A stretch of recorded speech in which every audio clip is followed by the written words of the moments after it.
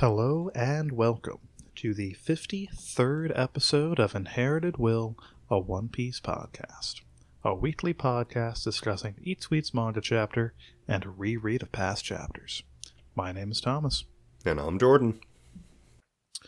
Now, before we get started today, I would like to ask you at home to leave a review, etc. on whatever platform you're using. Share us around, and as a reminder, we do read comments and such on the show. So if you've got questions, concerns, if you just want to yell at Jordan about something, I know I do, just leave a comment, and we'll read it aloud on the show. I'll even choose to not be offended, if that, is what it takes. Yeah, it's a win-win for everybody involved. Yeah. But with all that out of the way, we'll be jumping on into chapter 1050, then later 602 through 612.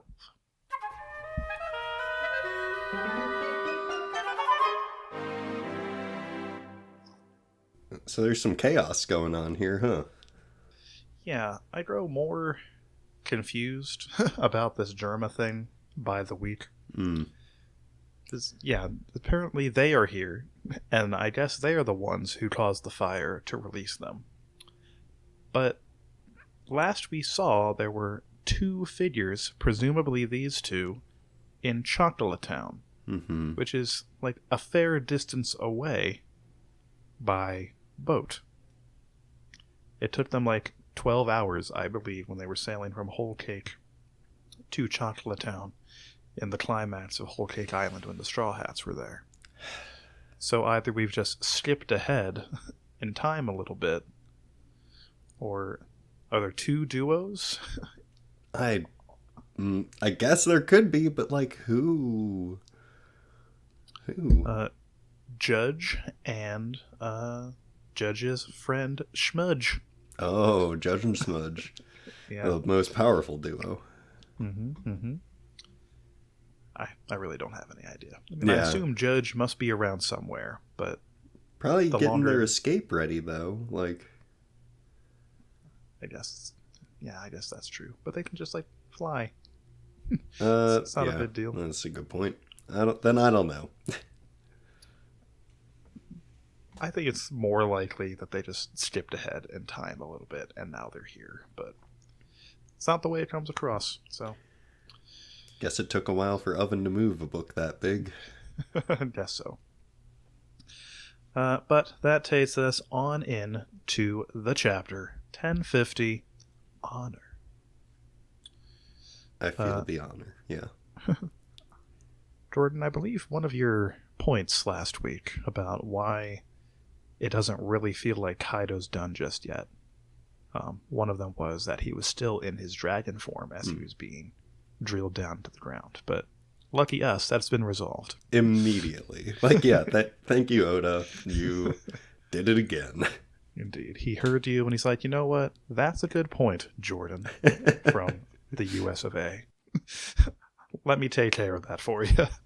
Gotta listen to my number 2 fan. Oh, yes. But yeah, he's back in human form. He's been drilled pretty deep by the looks of things. Deep enough to be in a volcano. Yeah, apparently the Mount Fuji of Wano is a volcano, for starters. And both Kaido and Big Mom are in the magma bit of it.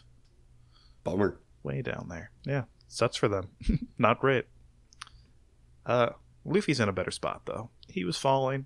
It's probably going to be a big bonk. But Yamato caught him. Pleasant. Yeah, that makes as much sense as anyone else, really. Yamato was one of the more well-informed people there, so... And Momo's all tuckered out. With good reason, apparently. Yeah, did a whole heckin' move. Indeed. There's a lot of flame clouds. They're all still there, so I guess he's not that tuckered. Yeah, or he just doesn't know how to turn them off. Could be. Maybe that's why he's so drained, because he has to maintain those, and he doesn't know how to not. Eventually, he'll just pass out. For sure. And the narrator goes ahead and starts revising that claim made a little while back. Formerly Kaido, it says, no longer the winner. Guess we'll find out who the real winner was in a little bit. Yeah, the build here was a little weird, but the narrative is nice, so. Indeed. I like it a lot. We stop back in with the people of the Flower Capital. Mostly these two, Tengu and Otoko. Otoko asking our Tengu friend about her dad, about how she heard a rumor that Yasue was the one who gave the country a fighting chance by making that sacrifice. Tengu's like, yeah, basically, if he didn't do what he did, Wano probably would have lost all hope. So Toko goes ahead and decides to revise her balloon from "I simply want to see my daddy" to "Thank you, daddy." It's a cute little sentiment. I liked it a lot. Yeah, it's very good. Poor Otoko, though. She doesn't look like she's having that bad of a time. Look how happy she is. Through no outside influence whatsoever. None. Yeah, just a happy kid. Mm-hmm, mm-hmm. Full of joy, big smiles. Oh boy. Yeah, this is a nice little scene. I'm glad that we got the Chet back in with like two of the, I think the only two, like members of Wano country that are not involved in the battle, but are still going to be the most affected by it. Yeah, just the average person gives us hope for the future to see a place where Otoko could actually like grow up. Mm-hmm, mm-hmm. It's pretty neat. Then we pop back outside. My man Nekamamushi gazing upon the Flower Capital, skyboats. He's pretty impressed, but then he remembers, oh yeah, I was supposed to be doing something. Some minor task. Yeah, I had something to do. And he announces to everybody, through the Marys, I presume, the Luffy smashed Kaido way down deep into the ground. Onigashima would have fallen, but Momonosuke caught it as a giant dragon. Clarifies this matter with Yamato for a second from a great distance, but it's fine. Either they're both really loud, or they simply have some sort of communication device. Based off of these two's personalities, I'm going with option one there. Definitely. And they all finally realize what the giant pink dragon was about. I was wondering about that myself. Yeah, who is that guy? Yeah. Never seen a pink one in my entire life, least of all a dragon. They're all shocked to hear that Momonosuke has powers. I guess that's true. Momonosuke wasn't really well seen, like, as far as this arc goes. He wasn't seen by, like, the populace very frequently. Yeah, well, I feel like he was trying not to be for quite some time. Because he's just a little boy. Yep. He's just shy at that age. We all were. Mm-hmm. Even if, I mean, I was kidding, but if that were the case, I could kind of see it. Because I would imagine that maybe some people might lose hope in the battle if they found out that their shogun was actually just a little boy. True. That wasn't the case for the people of Udon, the Udon prison, when they first saw him towards the beginning of this arc. Yeah, I mean, blood matters to these people, so mm-hmm. Hopefully they can see past that pretty easily. We'll see. Wouldn't count on it. Yeah, well. But then they all have a big cheer. We won. Hooray. We took down 2 emperors. Our Kappa friend, giving a little smile. Raizo's doing ninja stuff, I guess. He looks very serious for some reason. He's still wet from the waters of Zao, but they make us look at Apu again. They sure do. How much do you want to bet that in a chapter or two that Apu will be trying to cozy on up to Luffy as a final resort. Yeah.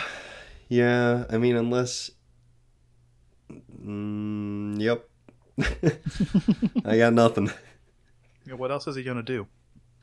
It's not like he can get on the government's good side. Doubt it. Yeah. He attacked some CP0 guys. He also doesn't have anything to trade. Like, he might have some information that other people don't have. That kind of is his thing, but, like, look at where that's gotten him. He might have been able to offer them information to help take down Kaido, but Luffy went ahead and did that for him. So, if it were Caribou, that would be a different scenario, but I don't know about this Apu fella. No. And we had to see Beppo giving Law a big ol' from behind hug. So that's the most important thing. He's just glad to be alive. Yeah, I mean, still just kind of bummed out about the Beppo situation of it all, but I'm sure one day, he will fight somebody, and it will be impressive. Yeah, he'll have that Sulong form. That Sulon form that we already know that he has, Oda, so just show it off. Right? I really don't get why it didn't happen here. Yeah. But everyone was going Sulon in this battle. Yep. He was too busy thinking about female bears. I mean, fair enough. But all it had to do was, like, show in, like, one panel somewhere, like, when the Sulani was happening, that Beppo was also in it, and just have someone say, oh, hey, I didn't know Beppo could go Sulon, or whatever. Just that we know that it's him, because they look pretty different when they're in their Sulon forms. Yeah. And that would have been good. It would have been nice just to have it confirmed on the panel, but Oda didn't give it to us, so... No. Poor Law's scrub crew. Yeah. Maybe one day they will do anything notable. Nope. Then we pop in to some other parties around. Nami, Tama, Marco, Zeus. They're all pretty pleased. The elderly gentleman and some random samurais. Pretty pleased. Ra and such. And everybody is bringing their dead and wounded to Chopper. That poor small man. Yeah, he's going to be a busy guy. There's a great deal of wounded people here. Yeah, and like Miyagi's like, great, I'm here to help, but even with the squirrel lady, you're still only two people helping out this one person. That's definitely good that they have more hands, but still think they might need a few more. Yeah, I hope that the samurai knows some field medicine. I mean, they certainly should. They're soldiers. They should, but nobody knows for sure. Yeah. They pop back outside again. Back to Momonosuke, communicating telepathically to Zunisha, who is still seemingly as far away from Wano as she's ever been. Yep. I also don't see the boats from the world government down there around her legs anymore, so stepped on that's something. Probably. But Momonosuke has decided to not open the borders just yet. We don't really get to see why. We know he was worried a few chapters ago about outside evils like the world government just coming over and tearing up their land and such, which, fair enough, but we'll see what happens with that. Yeah, I do. I like the tenacity shown in the Beast Pirates here immediately after that. Like, some of the goons just are like, well, we got numbers. Let's keep going. Let's see what happens. Indeed. Not much is the answer, but yeah. They also are like kind of, I mean, they're not right, but I can see how they would be hard pressed to believe that Kaido didn't actually lose.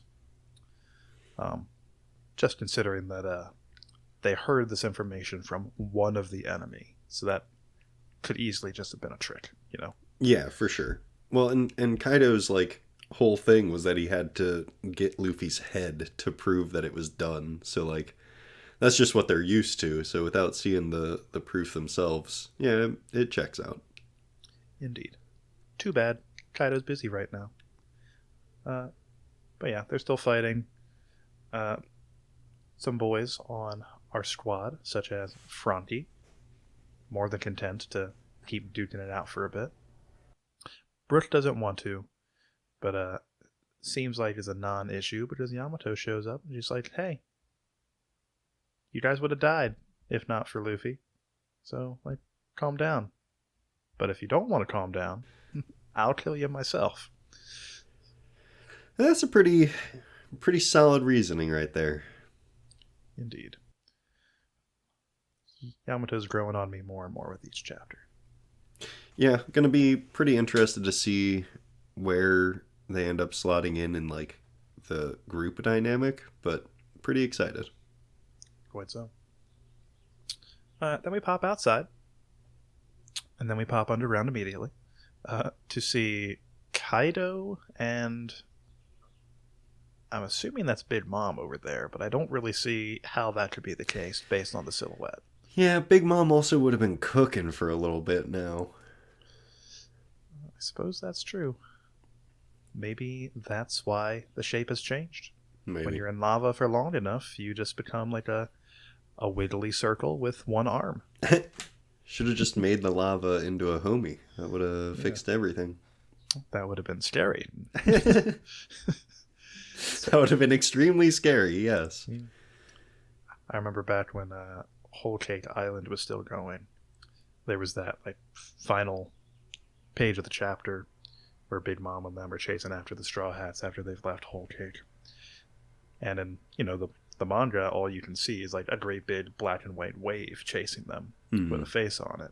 So people at the time, myself included, thought that Big Mom had turned the ocean itself, or at least a section of it, into a homie. And that would have been bad news, but turns out it was just a candy wave. Yeah. She had turned into a homie. Yeah, that would have been incredibly overpowered. So, delight. I would have been fine with that. Yeah, great. We make it do. Big Mom needs more power. For sure. Not strong enough. Then we pop back to Udon, which is, a little bit inland on Onigashima, but still coastal. Babanuki and someone looking out towards the sea. Apparently something's going on out there. And then there's a great big heckin' explosion. Just to declare that Luffy won. Yeah, that's... I mean, I like this background, with the drama of Luffy being declared the winner as something heckin' crazy is going on. Yeah. But I'm a little bit confused about how this occurred. Onigashima been over the mainland for quite some time, right? Mm-hmm. And both Kaido and Big Mom were forced down into the ground. So did they go, into the lava pool under the volcano, and then they just drifted out underneath the ocean in the lava? Is that what I am to understand? I guess so, but lava is not known to be a terribly fast-moving thing. So, yeah, I don't really know. It's not like they have some reactive agent in their body that would cause an explosion. Mm-mm. But that's definitely what's implied. Yeah. I was kind of expecting, when I read through this the first time, we were popping from Babanuki's face to the following page. And I saw the explosion. I'm like, oh, is Kaido, bursting out? Are we not actually done here? But, doesn't actually go anywhere. It seemed to be done. Really for real. Why is this happening? What is the significance of it? I've been seeing some... I can't remember who mentioned this, but someone on Twitter, I think, was like, okay, this clearly means that the raid isn't actually done yet, because the whole point has been to, bring Wano into the dawn, And now the sky is all blacked out. So that doesn't seem to be, match up thematically with what they've been trying to do, So if that was the point, to, kind of create a set piece in which the dawn cannot literally come because the sky is blacked out, then I could kind of see it working. But as it stands now, we are to actually believe this is over. Very strange. Yeah. I mean, the plaques are there saying winner Luffy, so... And that was true with when Kaido supposedly won back then, too. Well, that's true. I guess we could get a formerly Luffy again, but... I don't know. I don't really want that to be the case, though. I think, I mean, the Kaido fight had its ups and downs. You know, there was some weird stuff going on in there for sure. But it went on for a good long while. And I'm just kind of ready to be done with Wano. Yeah, Wano itself has gone on for a good long while. And like... I mean, we've been in... I didn't go back and double check, but it matches up in my head. Apparently just Act 3 has been almost 100 chapters. Really? Yeah. Hot dang. Mm-hmm. That's impressive. Yeah. So we've been in here on Onigashima for nearly a tenth of the entire story. If that turns out to be true. That's crazy. Seems like that might be the case. It feels like it. Because what? Chapter 1000, that was when Luffy got to the roof. And they had been, like, doing stuff elsewhere for a little bit prior to that. So that pretty much jives. Doesn't feel like 50 chapters, but I believe it. Indeed. So I'm going to go ahead and make the claim. I think Kaido's actually for real done. Lava has killed and or incapacitated 3 of the 4 emperors. Well, I guess the magma isn't what actually killed Whitebeard, but got him pretty close. Yeah, it was definitely a big factor. Indeed. But this explosion is what causes the people of Wano to finally realize something weird's going on. To their despair, Kaido just floats on in, but just kidding. It is not Kaido. It is Momonosuke. Surprise. Yeah, the pink didn't set it off. Maybe he just drank so much that he was a little bit flushed. A lot of it, yeah. He also got a sunburn. Indeed. He went from like an azure blue to pure pink after 1 or 2 drinks, as I recall, throughout the fight. Yeah, he definitely can't hold his liquor. Indeed. And like you said, there was sunburn involved here. He was recently in a volcano, so that's pretty hot.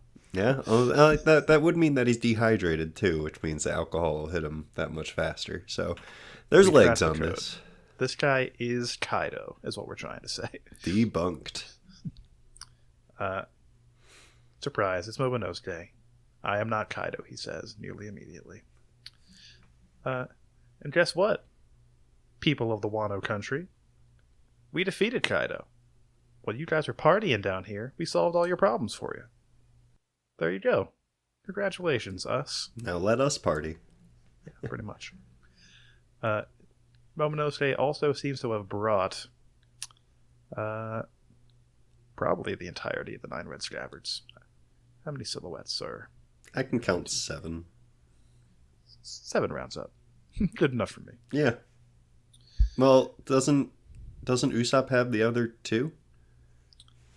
Usopp had Kinemon and...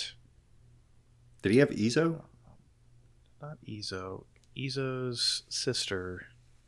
Blanking on her name. Perhaps one day I may even remember. But, yeah, 2 of them were in Chopper's care. And presumably still are. I don't know if Chopper would have gotten them up to a Kiku? tip-top shape. There we go. Or Kiku. You figured it out. We did it. Well done. Applause to us. Yay. So yeah, they're probably still down. So there's probably just the 7 of them plus Momonosuke. And Hiyori's here. Hooray. That's a big deal. Indeed. The people don't yet know that she is Odin's daughter. She's still simply Komurasaki to them. And they're more hyped about that than the I am not Kaido situation. So I'm glad the people of Wano have their priorities straight. Yeah. They don't care who it is. Maybe they're assuming that it was Lady Komurasaki. Could be. When a pink dragon, who looks identical to Kaido, floats down from on high, all bets are off. Mm-hmm. I mean, I wouldn't be able to piece it together if I was just a random person, that's for sure. Indeed. And then Denjiro also emerges from the dust.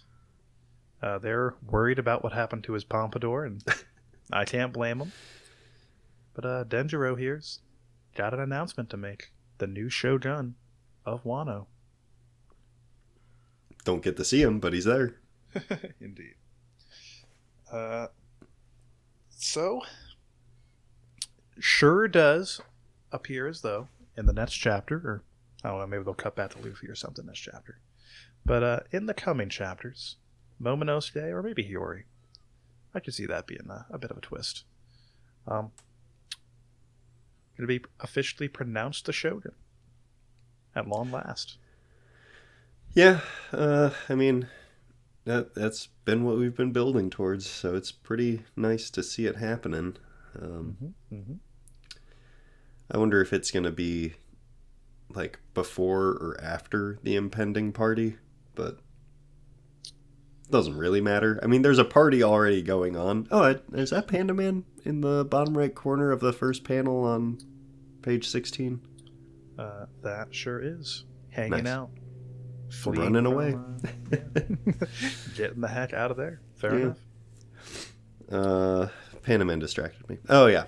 There's already a party going on, but like everyone's pretty tired or dying, so I could definitely see this being like a jump forward a week or two thing. The heck, they might party for a full 2 weeks, honestly. Yeah, they've been enslaved for 20 years, so I think that is well merited. Yeah, like this is their one day to party out of the year, so I say yeah, just ride that wave until Luffy wakes back up and then party a little bit more. Agreed in a big way. But our boys here aren't actually quite out of the woods just yet, because unless you were correct in thinking that Zunesha literally crushed that entire fleet off screen, the world government still plans to come here and take it over once Kaido is done. That's true. We'll see what happens with that, but they don't have anyone left to like report on the outcome, so someone's gonna have to come back. Well, we saw last chapter, just before Luffy like slammed Kaido into the Earth's crust, that the one remaining CP0 guy was fleeing at that time. So he probably did see what happened. He has no reason of knowing one way or the other, like what the outcome of that punch was. But he definitely knew the situation just up until that point. So I think the world government's coming. I think there's going to be one final struggle with them, perhaps, before the party can properly begin. That's gonna suck if true. In what way? It's just everyone's so tired. Like, if they don't have time to sleep or eat before the world government shows up, like, they brought a fair number of ships and all that, so I'd be scared. For sure. If I were to guess, I would say that the world government is indeed going to roll up here, perhaps in the middle of the party. I don't know. While the Straw Hats are all, exhausted and resting and all that. You're going to be like, okay, we own this place now. Lay down your weapons, etc. And then at that point, the samurai, the soldiers of Wano plus Momonosuke, are going to rise and kick these no good world government goons off their heckin' land. And because the world government's already kind of frightened about the stories of how strong the samurai were, so they kind of put that final nail in the coffin on that like small plot point addressed earlier. Might be satisfying. Yeah, that'd be nice. I'd be into that. I mean, that fits with Momo saying he doesn't want to open the borders yet, so. But that all depends on who they actually sent. And you and I were Yeah. considering a while back that Rob Lucci himself might be on that ship. Yeah. And if that's the case, that guy's not going to back down. No, he's not going to care one bit. But No. if it's Kobe, you got a pretty good chance, actually. Kobe's a pretty reasonable guy. Last we saw, he was a little bit busy, but who knows how much time has passed since then. Apparently, you can just jump all over the place. Indeed. So, we'll see what happens with that. You're going to be getting all the fun post-arc stuff soon. The party, the bounty increase probably, the Yeah. checking in on the rest of the world. Yeah, the bounty increase is something I'm definitely going to be interested in. I don't know how you give someone a bounty after they've taken out 2 of the top people. Like, For sure. Like, does he skyrocket past Kaido himself to be, like, the number 1 bounty in the world? what's Shanks's That bounty? we've seen. I don't remember, but it was less than Kaido's for sure. Wow. I mean, he took Kaido. Kaido out, like, Mm-hmm. basically single-handed. Basically. And that's how it's worked in the past, generally speaking. When Luffy took down Crocodile, he shot up past him. That's the only example I can think of off the top of my head. But What if they... Katakuri, same deal. What if they just dropped his bounty complete, like got rid of the bounty on his head completely? How wild would that be? That would be pretty crazy, but they already tried to fake us out and make us think that after the Whole Cake Island incident. Yeah. So I don't think they would be they would pull the old switcheroo. Well, maybe it might be funny. Luffy would see the 0 and be like, "Oh man, Right? Like, gotta start all Not over. again." But yeah, I don't know what else they would do other than just boost him up. But then, So like, what happens after that? then Blackbeard goes diving into the lava, fishes out Kaido and Big Mom, and he kills Luffy here and now. Pretty dope if true. Yeah, steals the Nika fruit for himself because already stealing stuff. Why the heck not? Right? Once you have that one, you're probably good to eat as many devil fruits as you want. Pretty much. Yeah, I guess we'll see.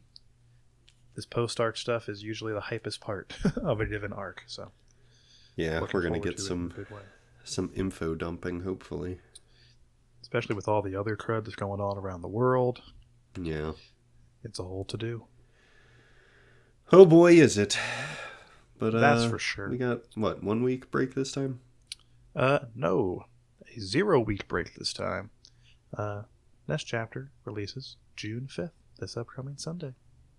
Perfect. Yep. And that takes us into the reread.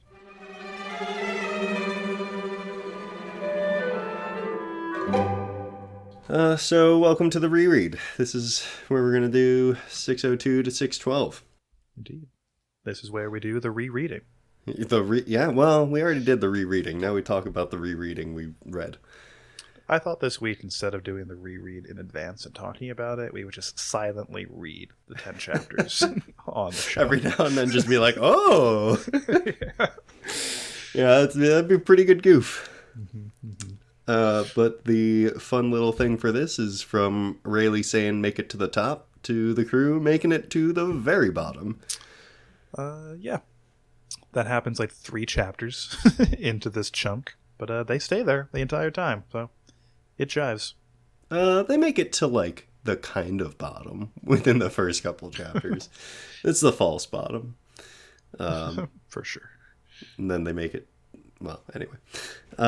So yeah, it's a fun little time. It's not like super mind-blowing in the way of plot relevance. There's a lot of good crew interactions, which we haven't had for the past however many chapters. Many. Indeed. But it's a good time to look at the wildlife that Oda draws, for sure. There's a lot of the scary stuff with rows of teeth and no eyes, but like he also takes the time to draw a giant blobfish just to round out the whole experience. Yeah, I really felt like that was the capstone of their going to Fishman Island adventure. I'm glad you simply agree. Yeah. Once they saw him, it was like, all right, they're there. Yeah. And it's Fishman like we're Island there. just is a blobfish. Well, pretty much. I like that Oda took the time to kind of show off some of the new powers our guys have gotten as like a bit of a tease for what they can really do when we get to the end of the arc. Like Franky's rocket launchers. Those are fun and very big explosions. Yeah, I was surprised that didn't mess with the coding. Don't worry about it. Frankly, Franky put more coding on his shoulders so that it could just pass through. Yeah. It's Each fun. of the rockets gets their own little bubble. It's kind of cute. Yep. Robin's got big hands. Yep. That's fun. Yep. We get the Sanji just zooping out of his bubble real quick thing. That's cool. As fast as a fish man, they said. It's quite fast. Very fast, as we are shown He wasn't later. crushed. He was not crushed by the pressure of the ocean.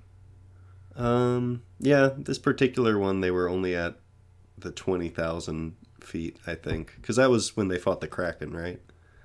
It's yes. only 20,000 feet, Thomas. Yeah, I was about to say, a mere 20,000. Even you or I could be totally fine at that measly depth. Now, 20,001? Nah, I'm out of there. No, thank you. The moment we hit 20,001, dead instantly. Even if it's just like a foot down there, chain reaction. Instant death. Sorry.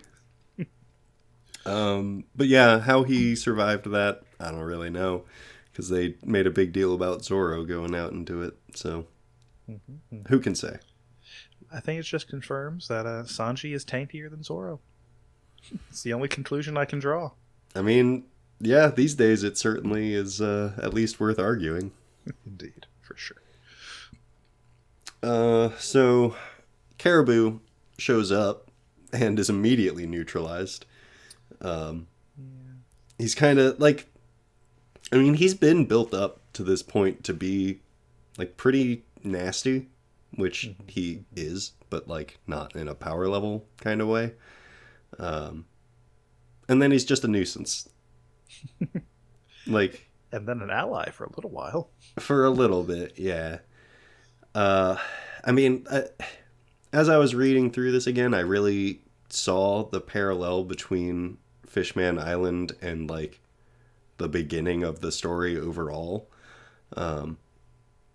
Like, obviously, Arlong is brought up a lot, and Hody is, like, a pretty clear parallel to him. Sure. And in that regard, Caribou kind of takes the place of Buggy.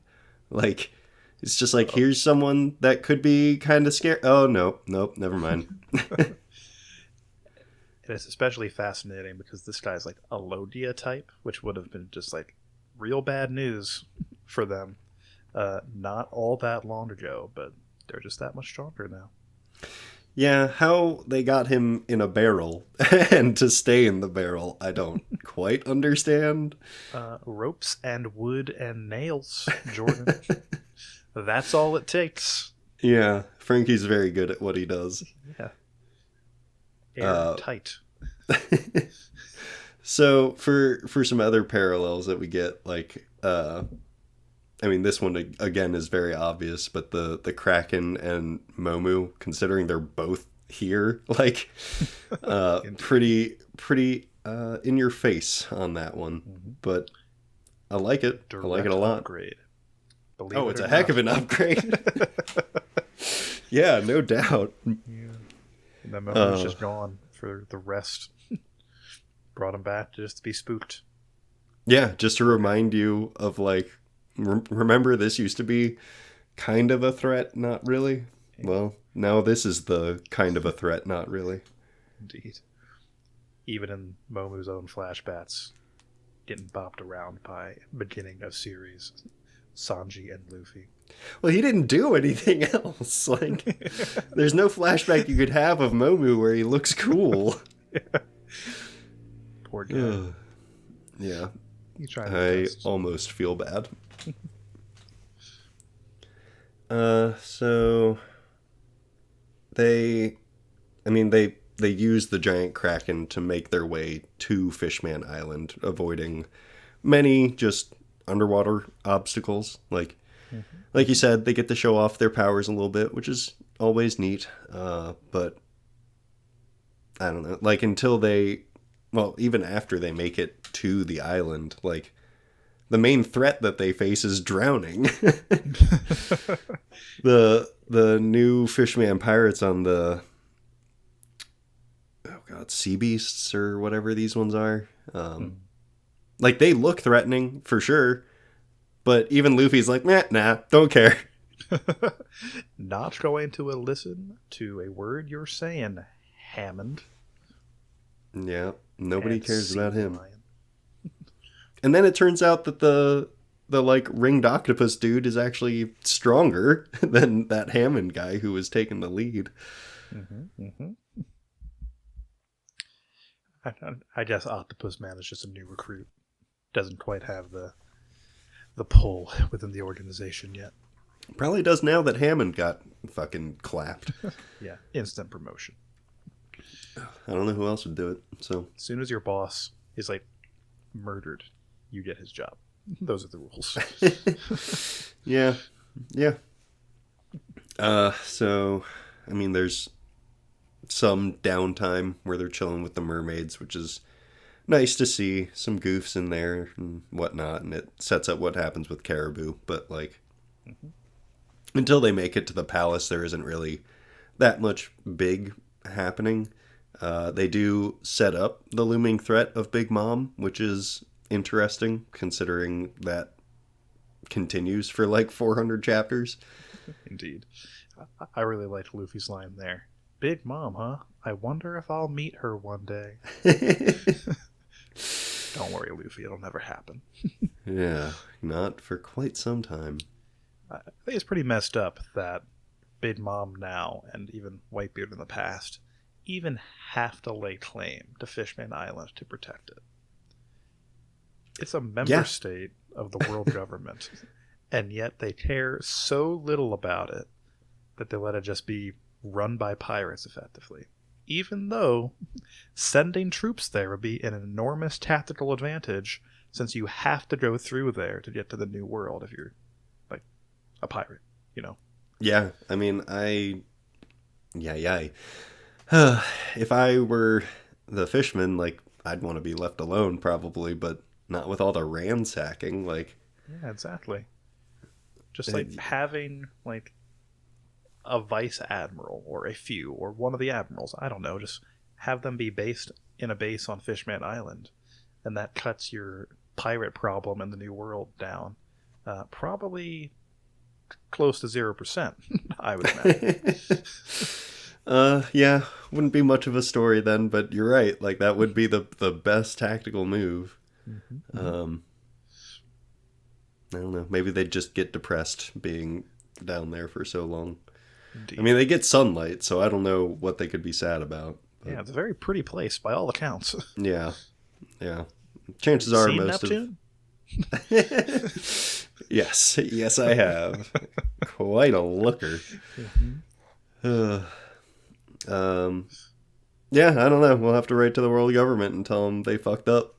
Oh, I've got the letter drafted already. Fantastic. Just gotta find the stamp. You might need more than one, just as a heads up.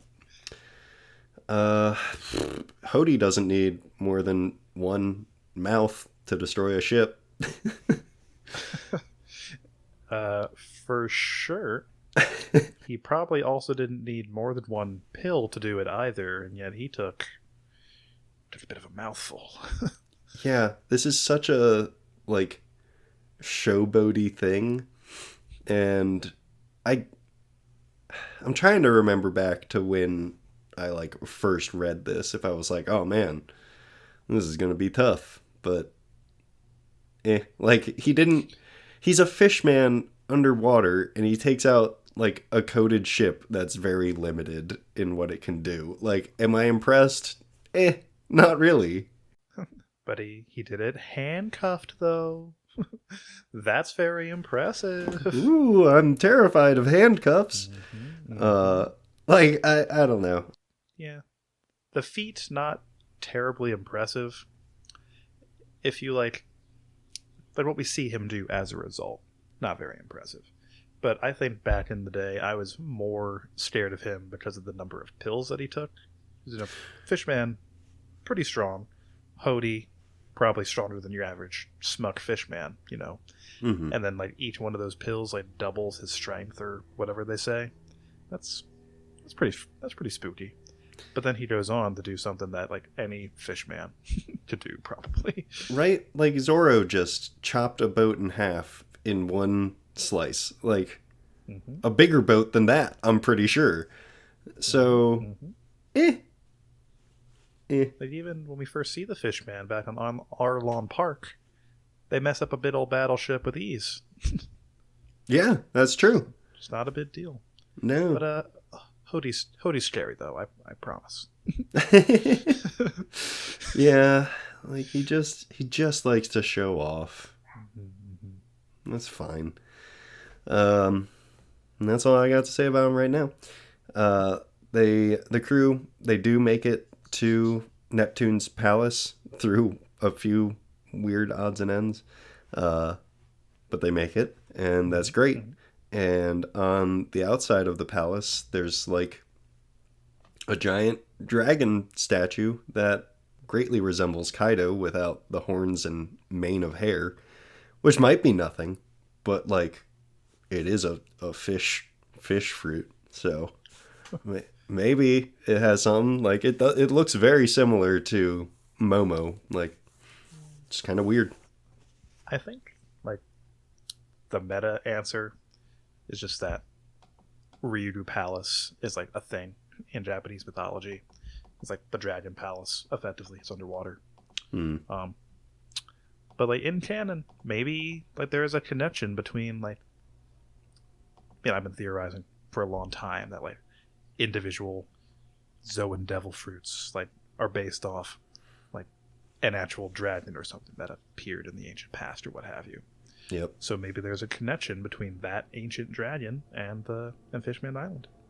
Yeah. Could be. Totally could see that. Yeah. The iconography is there, so that pretty much checks out.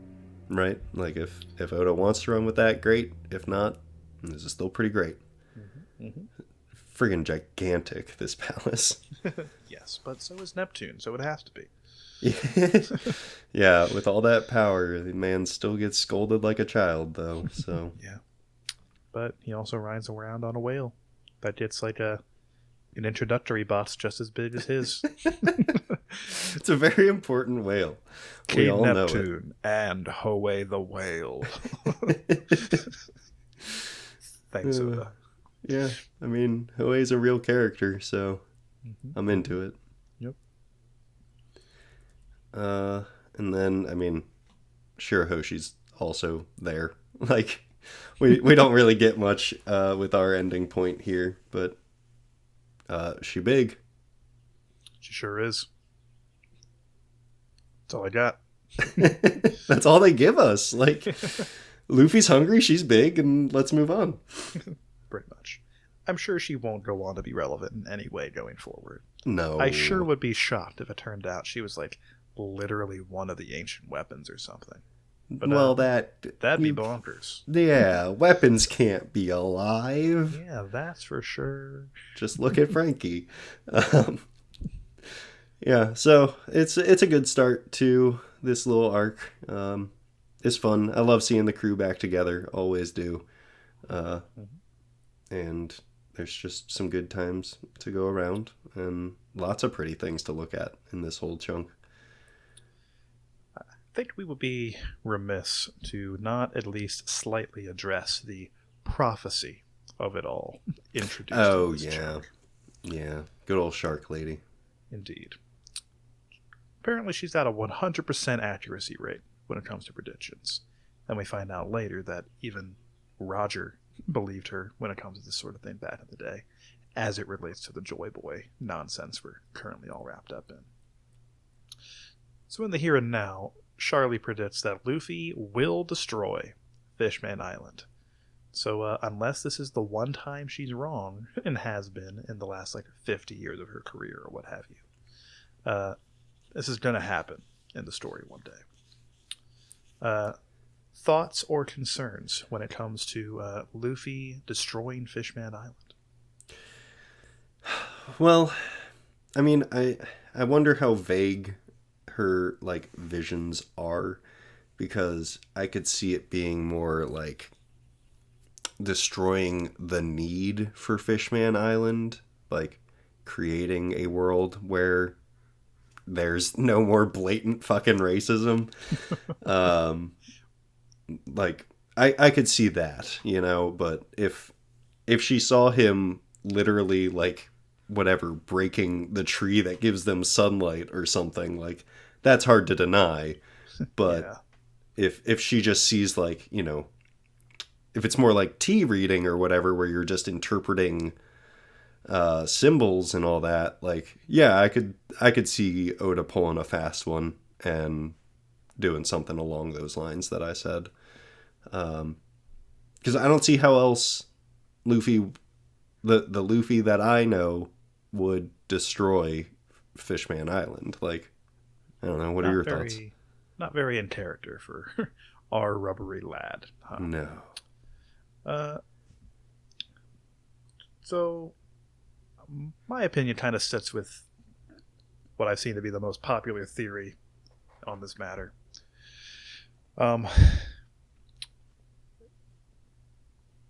Fishman Island, you know it, you love it. You're familiar with its general location of under the red line.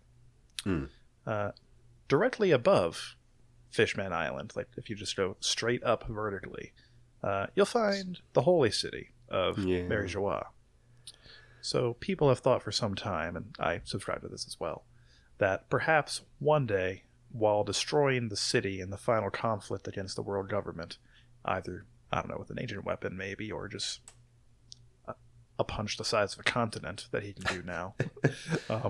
Maybe Luffy, in destroying the red and Mary Joie, and maybe the red line, just in one stroke will kind of take out that entire bit of the world. Or maybe he'll destroy the red line, and like the big old rubble that would be falling down would have a good shot at destroying Fishman Island too. Hopefully by then, the world government have either given in to their demands to relocate them, or they just kind of move out of their own accord. But it sure would suck if they actually died in that conflict. Yeah, I don't see how that makes sense. Like all the parts leading up to it, yeah, cool. Them dying part would be just wild. Like for there to be such drastic consequences to such a good act that Luffy would be doing would just it would feel weird to me. Agreed. I imagine it probably has to harken back to the arc Noah. Maybe like they'll just some sort of warning. Well, it doesn't. I guess we'll come back to this when the arc is over. But I think Luffy like destroys that arc that's supposed to like take them to the surface in defeating Hody. There's definitely something like that, yeah. Yeah. Point is, I don't remember if the arc gets through intact, but I guess we'll touch back on this point when it becomes relevant again. Yeah. They'll take Enel's arc if this one doesn't work out. Yeah, they'll go to the moon. Yep. They'll use Enel's arc to go to the moon, get Enel's arc that's on the moon, take that back. Now, just because that's how the story had to go, they've got two arcs. They can just give one to the fishmen. Everyone wins. But nuts. His arc runs on electricity. If you get electricity wet, it like goes kaput. Better have a really good coating. I guess so. This checks out. I think we cracked the code. Yeah, we always do. Indeed. Okay, so with the prophecy out of the way, you got anything else? That was my main point, I believe, and the Big Mom thing from earlier. So, no. All I got left are some ha-has, some tees, some ho-hos. why don't you start us off with one of those? Take your pick. So, while I found Sanji to be generally terrible for pretty much this entire chunk, I was deeply amused by him being turned into stone at the very beginning, just by looking at Hancock through a telescope when she wasn't even activating her power. Yeah, I was too. The only amusing bit when it comes to Sanji this entire chunk. It was trying to be funny, but a bit didn't too quite hit much. the mark. Yeah. I did like Chopper's like immersion therapy idea. Like that's funny. But the rest of it I was just like, yeah, okay. Okay. Yeah, that little bit where Chopper was like, oh, he managed to hold in his nosebleed. It's because of my therapy, and also because Nami's wearing a coat right now. Yeah. Like, and that was pretty good too. Yeah. You're self-aware of it. I get it. And he's working on it. Yeah, that was one of my bits too. I very much enjoyed seeing the monster trio of the time, at least, all jammed together in one bubble in extremely tight quarters. Indeed. They do so good, and we don't see them for like a chapter or two. And when they're back, it's just Luffy being as happy as can be, and then two grumpums.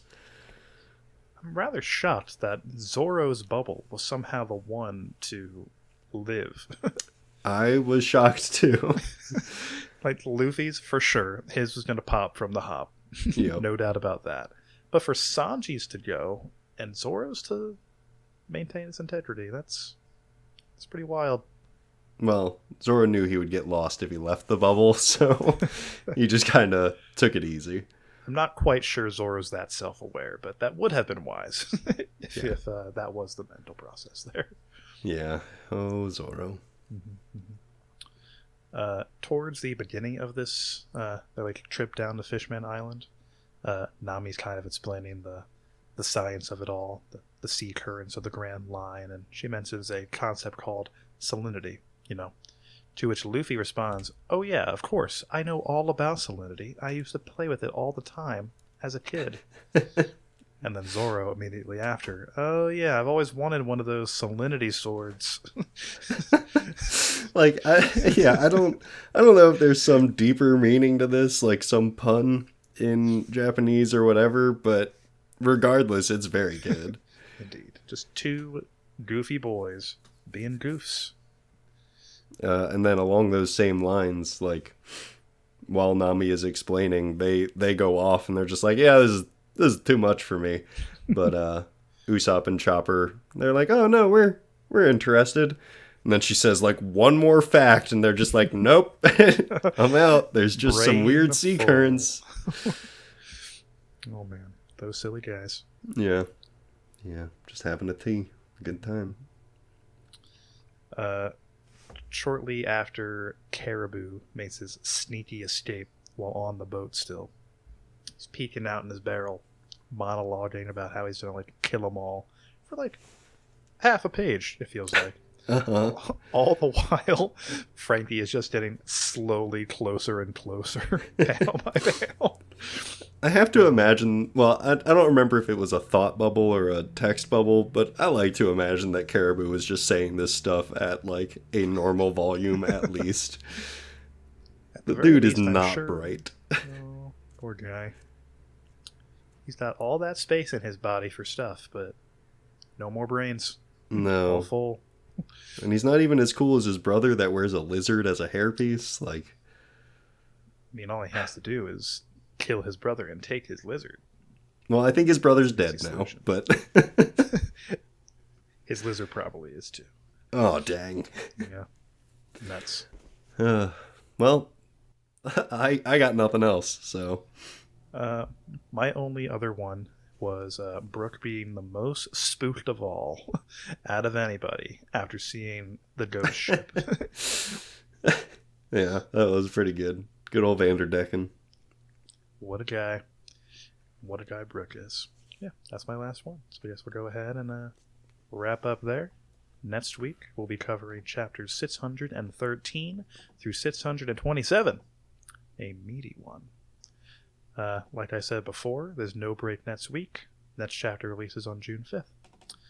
If you have questions, concerns, general yelling at Jordan business that needs to be tended to, feel free to send in all those things via email to inheritedwillpodcasts@gmail.com, on Twitter to @inherited_will, or in a comment on the platform of your choosing. As always, thanks for listening. Bye.